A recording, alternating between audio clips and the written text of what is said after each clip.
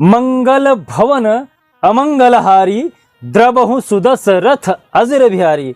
वृश्चिक राशि के जो जातक हैं, आपके कुंडली से ढैया उतर रही है। ढैया उतरते समय आपको बहुत ही ज्यादा सावधानी रखने की आवश्यकता है। ढैया उतरते उतरते आपके लिए कुछ अनिष्ट ना करे, उसके लिए जो मैं बात आपको बताने जा रहा हूं, इसका आप विशेष रूप से ध्यान रखिएगा। ढैया उतरने के बाद आपको क्या करना चाहिए वो भी बताऊंगा, क्योंकि ये जो समय है आपके लिए ये परिवर्तन का है। ढैया उतरेगी, नया साल लगेगा। नया साल के बाद जब शनि महाराज परिवर्तन करेंगे तो आपके लिए क्या क्या परिवर्तन लेके आएंगे, साथ ही साथ आपका कैरियर कैसा रहेगा, व्यवसाय कैसा रहेगा, वित्तीय स्थिति कैसी रहेगी, पारिवारिक जीवन कैसा रहेगा, स्वास्थ्य कैसा रहेगा, प्रेम प्रसंग कैसा रहेगा, एक एक करके बारीकी से चर्चा करूंगा। तो बिना स्किप किए हुए पूरा वीडियो जरूर देखिएगा। जय श्री महाकाल। मैं राहुल तिवारी आप सभी का आपका अपने इस चैनल में हृदय से स्वागत करता हूं। दोस्त, वृश्चिक राशि के जो जातक है, पिछले लगभग 2 साल से आप कैसे हो वो आपसे बेहतर कोई जान नहीं सकता है। आप मेरी बातों पे मत जाइए, पर जो मैं बताने जा रहा हूं, क्या ये घटना पिछले 2 साल से आपके साथ हो रही है या नहीं हो रही है, आप ध्यान दीजिएगा। यदि बात करें कैरियर और व्यवसाय को लेके, तो पिछले 2 साल से जितना मेहनत कर रहे हो उतना रिजल्ट नहीं मिल रहा है। जितने भी आपसे वरिष्ठ लोग हैं, जो बुजुर्ग लोग हैं, उनसे आपका तालमेल ही नहीं बैठ रहा है। वो कुछ दूसरा कह रहे हैं, आप कुछ दूसरा सुन रहे हो। विवाद व्यवसाय में कहीं न कहीं बना हुआ है। नौकरी को लेके विवाद बना हुआ है। जो आपसे बड़े अफसर हैं वो आपको कुछ दूसरा ही कह रहे हैं, आपके लिए कुछ दूसरा ही सोच रहे हैं, आप कुछ दूसरा कह रहे हो। तो आपके बीच में, उनके बीच में कोई तीसरा पक्ष आके निर्णय लेता है, जिसके वजह से आप असहज हो जाते हो। निर्णय लेते हो पर वो आपके खिलाफ हो जाता है। तो यहां पर पिछले 2 साल से आप अनुभव करिए, व्यवसाय में और कैरियर में लेके क्या ये घटना आपके साथ हो रही है कि नहीं हो रही है।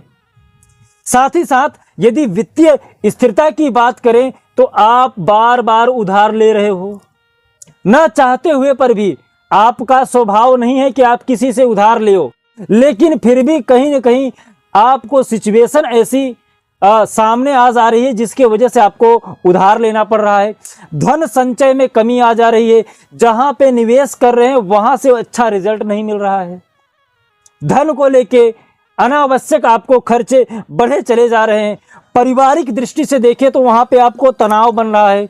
माता को स्वास्थ्य को लेके आपको बार बार समस्या, संपत्ति विवाद आपके पास हो रहा है। यदि आपकी कोई संपत्ति पुरानी है तो वहां पे आपका विवाद चल रहा है और उसमें कोई फैसला भी नहीं आ रहा है, देरी होती चली जा रही है। तो यहां पर स्वास्थ्य की यदि बात करें तो पेट और हड्डियों में आपको दर्द है, थकान महसूस हो रही है, मानसिक तनाव आपको बना हुआ है। ये सब लक्षण मैं बता रहा हूं पिछले 2 साल से आपके साथ हो रहा है कि नहीं, अनुभव करिएगा। यदि प्रेम की बात करें तो धैर्यता नहीं है। यदि आपका प्रेम संबंध है तो वहां पर आप धैर्य नहीं हो, चाहे परिवार को लेके प्रेम हो या फिर किसी दूसरी दृष्टि से भी आप देखें। शिक्षा में आपका मन ही नहीं लग रहा है, पढ़ाई लिखाई में जो आप चाह रहे हो, आपका स्वभाव जो है वो न रह के कुछ दूसरा ही हो जा रहा है। बाद में आप भी ये सोच रहे हो कि यार मैं तो ऐसा नहीं हूं, मेरे से ऐसा क्यों हो रहा है। तो ध्यान क्या रखना है आपको? ध्यान रखना है आपको मेहनत पर। जो आप मेहनत कर रहे हो, कहीं उसकी वजह से किसी का अवहेलना तो नहीं हो रहा है। तालमेल बैठा के मेहनत करना है। जो आपसे वरिष्ठ हैं उनसे आप सलाह लीजिए, क्या मैं ये कार्य करूं उचित रहेगा। सलाह लेके तालमेल बैठा के फिर मेहनत करिए। बड़ा निर्णय लेते समय थोड़ा सा सोचिए, और जो बुजुर्ग हैं उनसे थोड़ी सी सलाह लीजिए। बुजुर्ग का मतलब जिस क्षेत्र में आप हैं, जिस एरिया में आप कार्य करना चाहते हैं, उस कार्य से रिलेटेड जो बड़े लोग हैं उनसे आप सलाह मशवरा लेके फिर आप कार्य करिए, आपके लिए अच्छा रहेगा।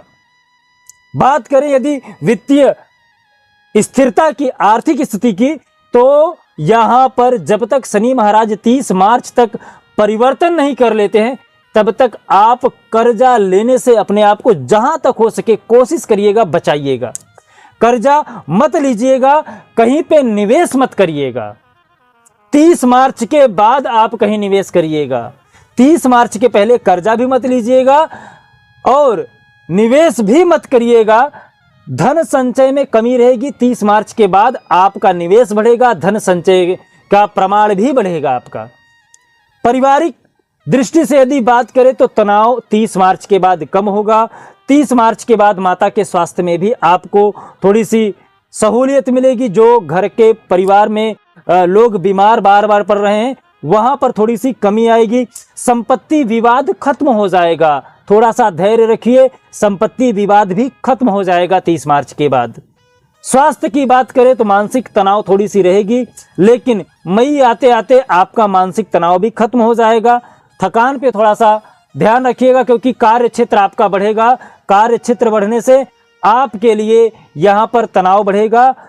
आर्थिक स्थिति मजबूत रहेगी, जिसके वजह से आपका टेंशन डिप्रेशन थोड़ा सा कम होगा। बात करें प्रेम प्रसंग का, तो प्रेम प्रसंग आपका 30 मार्च के बाद ही सही होगा। उसमें आपका दाम्पत्य जीवन भी ले सकते हैं, और आप किसी से यदि प्रेम प्रसंग करते हैं वहां पर भी 30 मार्च के बाद प्रेम में और आपके दाम्पत्य जीवन में स्थिरता मिलेगी, तनाव दूर होगा, सामंजस्य बनेगा, और कहीं न कहीं आप बात करने के लिए उत्सुक रहेंगे, एनर्जी मिलेगी, उत्साह मिलेगा, कार्य करने की क्षमता बढ़ेगी। बात करें यदि आपके शिक्षा का, तो शिक्षा के क्षेत्र में आपके लिए 30 मार्च के बाद जब शनि महाराज परिवर्तन करेंगे तो नए अवसर मिलेंगे, जहां पर आप सरकारी कामकाज से जुड़े हुए जितने भी कार्य हैं उसमें आप लाभ उठा सकते हो। तो वृश्चिक राशि के जो जातक है 30 मार्च तक थोड़ा सा सावधान रहिएगा।